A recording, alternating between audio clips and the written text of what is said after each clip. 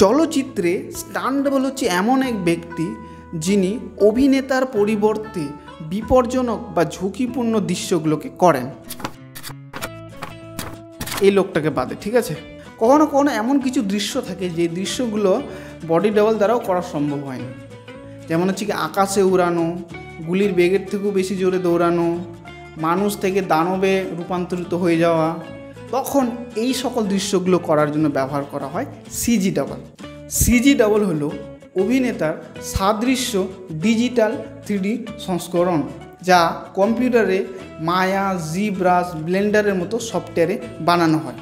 তুমিও কি নিজে সিজি ডাবল বানাতে চাও, কিন্তু 3D প্রোগ্রামের ব্যাপারে তোমার কোনো জ্ঞানই নেই, তবুও তুমি বানাতে পারবে এআই ব্যবহার করে, আর সেটাকে নাচাতেও পারবে। তো তোমরা যদি চাও তাহলে কমেন্ট করে জানাও। তাহলে এরপরে ভিডিওতে আমি বলবো কিভাবে তোমরা সহজে নিজের সিজি ডাবল বানাতে পারবে, ঠিক আছে?